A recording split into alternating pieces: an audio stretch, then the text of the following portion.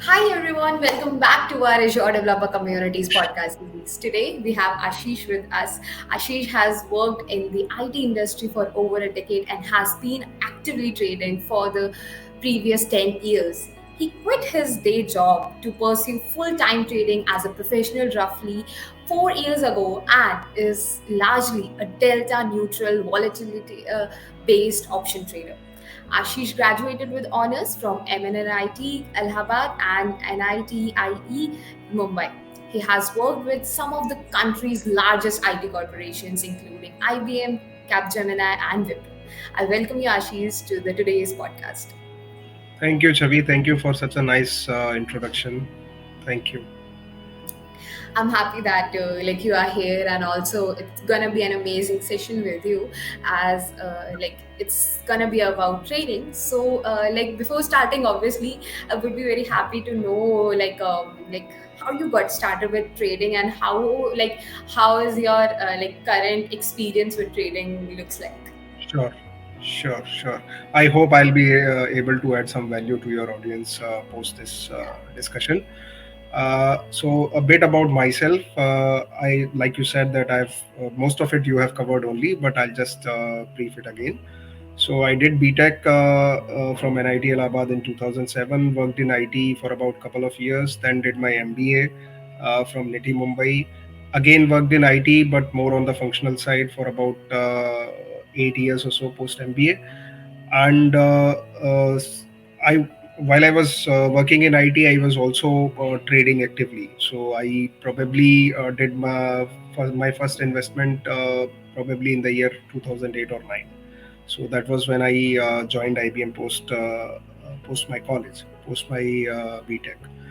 Options trading is something that I've been doing since 2014 or so, 2013-14 kind of a period. And initially I was not doing with much knowledge, like we all do. When we come into share market, we think that it is easy and we are just gonna kill it, and we start trading based on tips, based on what we see on TV, or there are a number of resources with which we start trading, but unfortunately none of them is a proper structured approach, that gives you a proper structured approach to trading, and that's why most people lose money. So I also started my journey with the same concept, and I also lost money at the start. Then later on, I started learning more about options, and next few years, a couple of years, I spent on learning, and since then I've been doing very well for myself, trading options. Last About 4 years ago, I decided to quit my job and pursue this as a full-time career option. So since last 4 years, I've been doing this as a full-time career option. Yeah. So that's been my journey in trading, more so in options. Uh, yeah. That's actually pretty much amazing because obviously it's quite difficult to shift your domain, but ultimately if you are loving it, then it's totally amazing. So what do you feel like? Was it a good decision? And right now, how trading is working for you?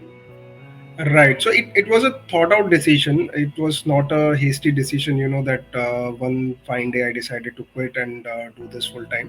So, first of all, for doing this as a full time job, first thing that anybody needs is whether they are, profitable already or not. Obviously, you have to treat this as a business. So, unless you are profitable at the start, there is no point thinking about full time. The next thing that comes is whether you have enough capital to meet your expenses or not. You know, if you are trading with say 30 lakh capital or 50 lakh capital, and your monthly expense is 2 lakhs, then that is something like 8%, 7%, 8% return on your capital, which is not possible in trading, right? Uh, so second thing that comes is the capital. Third thing that comes is whether you have other responsibilities, liabilities which you have on you, like do you have a home loan, or do you have other responsibilities to cater to.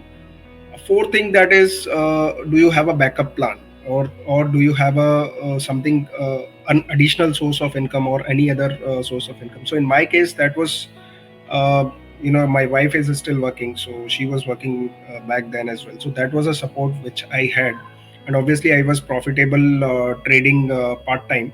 So I decided to, and I had built enough capital. I mean, decent capital, being in IT for having worked in IT for such a long time. So that is that. So all checks were in place. So that's why I decided to quit and do this full time. And I thought that if it did not work, just in case if it did not work, I can always go back to IT after a year or so. Thankfully, that has not been the case, and I have no plans going back to IT now. It's working fine. Sounds amazing to me, obviously, because like shifting is difficult, but yeah, again, it's a good thing that it worked for Yeah, you, and you are also enjoying it at the same time. So, right. like when it comes to share market and all these things, so like what actually like your core thing that you are doing in it? So my core thing revolves around options trading only. So there Okay. are so if we talk about share market, you can either invest in stocks. You can buy shares like Reliance or TCS or HDFC Bank.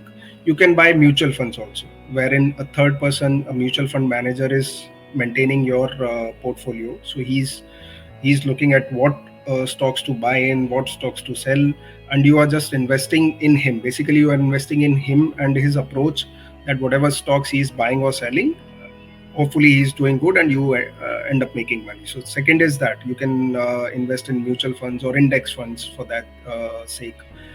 Third is the derivatives, which I do. So shares have derivatives, which is like futures and options. So they are leveraged product, first of all. So options is something that I trade, and options is something that is the bulk of my trading, to say. So I trade mostly stock-based options. So there are indices like Nifty 50, which comprises of top 50 Nifty companies. Bank Nifty as well, which comprises of your banking names like HDFC Bank, SBI, Axis. So these are called as index or indices. So you have options on indices and you have options on stocks also. So individual stocks like Reliance, TCS. So there are about 200 plus stocks in FNO space that have futures and options. So I primarily trade in stock options. So I trade based on volatility. Where I perceive volatility is high, there is enough vol risk premium, and it is supposed to be going down. I anticipate my systems basically suggest me that the volatility may go down for these stocks, so I sell volatility in those stocks. If my systems say that it might go up, then I go long volatility. So options is something which I trade primarily. Apart from it, I also have been building my core portfolio, which is shares mostly. So the profits that I'm making, I'm investing those profits, some part of those profits in my stocks also, so that I end up making a decent portfolio of my own, and hopefully which would take care of my retirement long time. Yeah. That's actually pretty much great to hear. So, like, to be honest, when it comes to youth, they also think that they want to get started with all these stuff like share market, mutual funds, and a lot of stuff. But there's always one thing that comes to their mind, that how they should get started. There are so many things like. Right. Today we have e-learning. Today we have people around us who are there for us. Today we have so many books. So like what would you like suggest or advise them to, so that how they can get started with it? All right. So I've been very active on Twitter since I have taken up full-time trading, and there is one resource that I have always said that it is very good resource for any beginner to start with, and that resource is Zerodha Versity. So there is everybody knows Zerodha now. I mean, I assume that whoever is watching this interview and has reached till this point, then he or she must be knowing about Zerodha. So they have this whole module on share market known as Zerodha Versity, which has individual modules like investing in stocks, investing in mutual funds, options, futures, and within that they have covered almost everything that you need to know if you have to make a mark in share market. So that is one resource I advise every budding trader to go through. If you are new to stock market, then zero diversity is something which you can look for. Once you have some basic understanding of options, uh, you know uh, which you have gained through zero diversity, then there are a lot of YouTube channels which you can look at, like Steady Options, Options Alpha, Tasty Trade. So these are some of the YouTube channels that one can look into, to get to know more about options. And then there are obviously some advanced books by UN Sinclair. One of them is UN Sinclair. Then uh, Sheldon Natenberg, Options Volatility Trading is there. So lot of books are there which people can go through. But as a starting point, I would recommend Zero Diversity. That's really great that you shared such an amazing platform for everyone so that they can get started with it. So I would really like to move this conversation around about investing. So there are two types of investing that are that is pretty much famous, is active and passive investing. So it would be great if you could just put some light on it and also tell us something more about these Yeah. investing and the trading equity and a lot of stuff. Yeah, so like I said earlier, people invest in mutual funds. So if you invest in mutual funds, index funds, that is considered more of a passive investing because you are not taking much part in it. You have decided that you are going to do SIP in an XYZ mutual fund, or let's say in index fund Nifty 50. So every month that SIP goes on, and you don't have to do much. You have to just sit back and relax. And usually, most mutual funds, index funds, they give about 10 to 15% CAGR on an average basis. So you get to make that. Active investing is when you do your own research, like DIY kind of stuff. So you decide to do it yourself, and then you do your own research, look at companies' fundamentals or maybe technicals, based on technicals or fundamentals, whatever you decide to invest on. So you do more of that, and then you decide to invest in individual stocks, or maybe it could be ETFs also. But that requires more of your time, more of your understanding about markets, and more of your dedication also. So that is more of active investing. So if you are so again, coming back to what a budding investor or a trader should do. So if you are starting new, I would advise you to make an SIP in index fund, which is probably Nifty 50. You can do an SIP in Nifty 50. Mutual funds, again, they can generate better returns than Nifty 50 in a shorter period of time. But to identify these mutual funds, it would require some kind of time and effort, and expertise as well. But Nifty 50 is something, there is no mutual fund like charges. Usually they have some charges because of the fund manager is there. They are managing the entire portfolio. So there is some charges on that. But Nifty 50 index ETF is something which is without any charge, without much charge. And then you are investing in India. If you are investing in Nifty 50, basically you are investing in India because you are investing in top 50 companies of the country, right? So if our economy has to grow, Nifty 50 has to grow. So if you are new, make while you make yourself comfortable with investing, and you know how to pick and choose the stocks, you continue your investing in Nifty 50. Once you are comfortable picking stocks, individual stocks, once you know what is risk management, what is position sizing, how do you buy, how much to buy, when to sell, when to enter, when to exit, how much risk you are putting in an individual stock. Once you are comfortable around these terminologies and around these areas, until then, I would advise that one should invest in Nifty 50. that was pretty much insightful.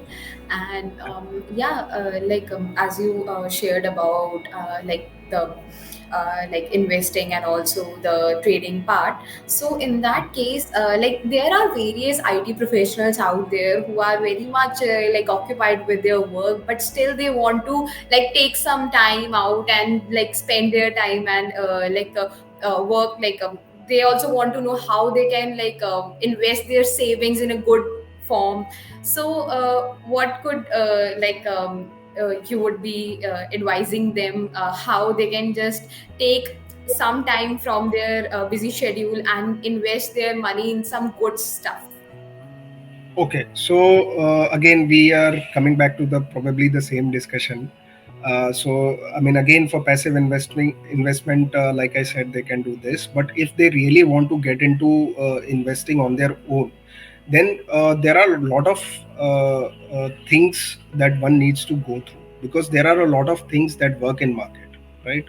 You can, if I talk about investment, so let's say there is momentum investing, wherein you are chasing momentum, so stock which is probably trading at all time high, and you know and about to break all time high and trading even higher and higher, so you are chasing that momentum.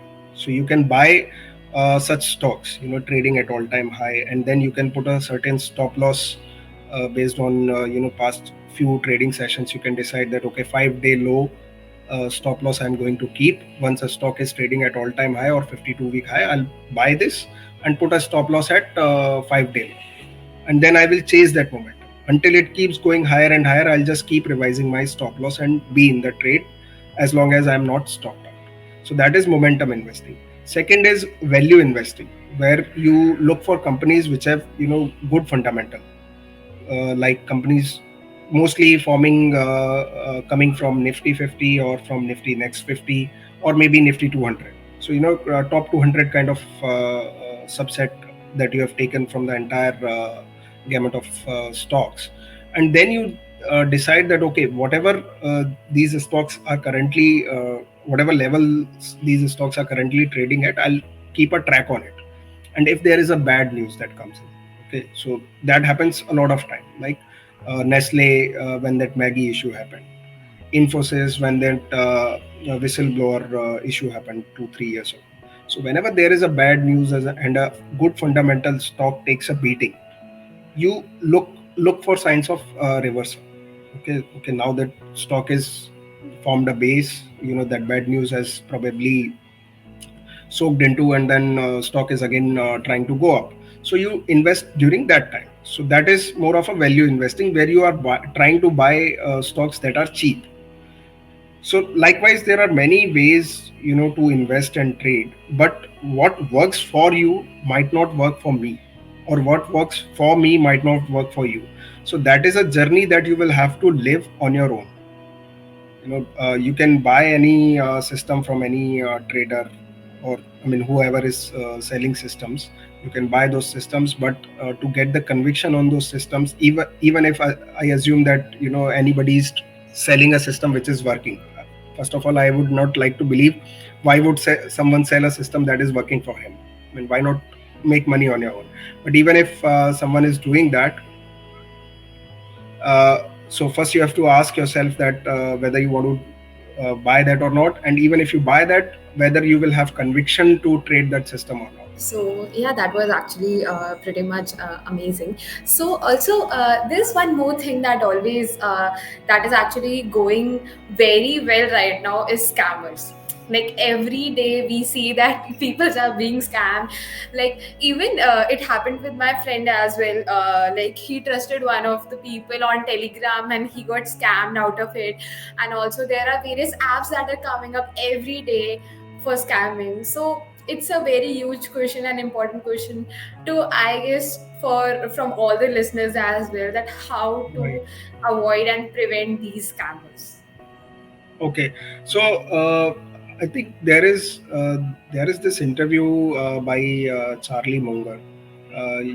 People can Google it. So where he has talked about various ways people are out there to scam others. One of the things that he said in that interview, that hey, this is a book which will tell you how to be a millionaire. and I'm selling this book for free. All you have to do is pay $100 for shipping or pay $50 for shipping, whatever. Uh, so if that book tells you how to become a millionaire or a billionaire, then why don't read that book yourself and become one yourself? Why you have to sell that book to others? Why? I mean, so that is what he said in that interview, and it is pretty much the same everywhere. It is not just in India, it is in US as well, or I'm sure it is in other countries as well. The thing is, making money from trading actively and investing is not easy. It's simple, but it is not very easy, right? So what people eventually do is they try to scam others in some way or other. By so there are many ways people do it. If you go to social media, any social media platform like Instagram, Twitter, Telegram, there are people who are making lakhs and lakhs of rupees every day. You will see profit screenshot of 50 lakhs, 1 cr, 2 cr, 20 lakhs every day.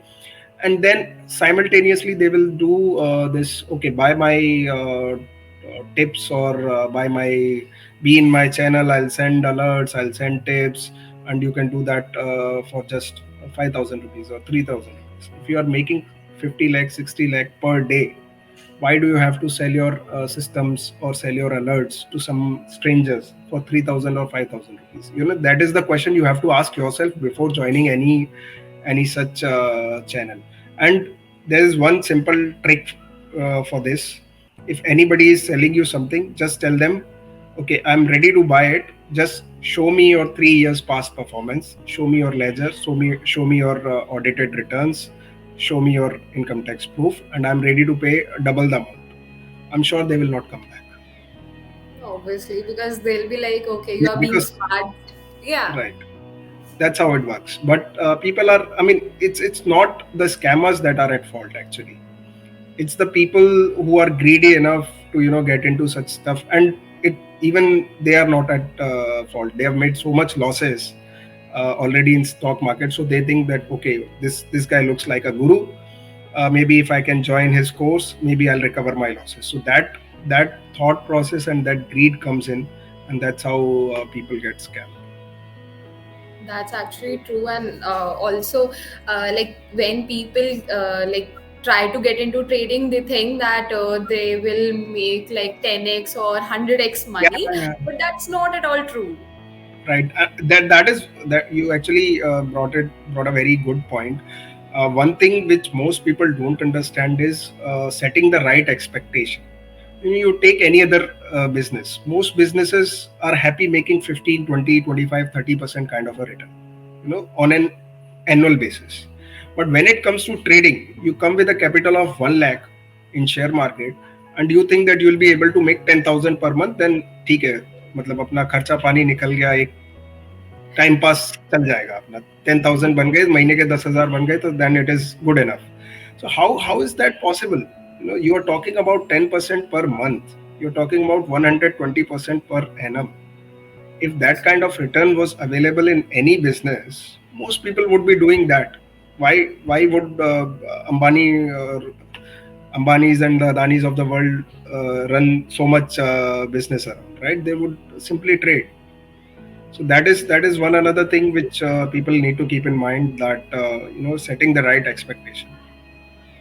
So yeah, that was actually pretty much insightful as we talked about the scammers, and I'm pretty much sure this will help the people to at least understand how to cope up from that.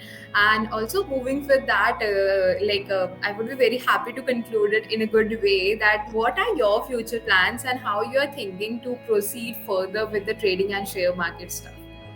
Right. Okay. So when I entered trading, I had decided that if I continued this, then at one point in time, I would, like to start my own hedge fund, an alternative investment fund, AIF. So that is my future goal for now. Probably I'm looking about 3 years from now, and I should start my own hedge fund. I've started working towards it. When I started full-time trading, I was trading with very less capital. I started with a very less amount, and then I've grown my capital, as well as there are friends and family for whom I'm managing funds. And so yeah, so that is growing. So I'm hopeful that I would be able to start my own hedge fund pretty soon. So yeah, like if you come up with any sort of doubt related to share market or trading, you can just drop your questions to Ashish. You can connect with him over the LinkedIn or the Twitter. We have dropped all the socials of Ashish over the description. You can just connect with him. And thanks a lot, Ashish, for joining in. It was really great hosting you today, and I'm pretty much sure that it's gonna be a very insightful and amazing session to all the listeners out there. Thank you, Chavi. It was nice talking to you. I hope I've been able to provide some value to your listeners. And if they have any questions, I'm more reachable on my Twitter profile. They can just tag me. Uh, I'm sure you'll put that in the description. It's Ashish Gupta Yeah, 325. So just in case. But yeah, it perfect. was good discussion to have with you. Thank you, Chavi. Thank you so much.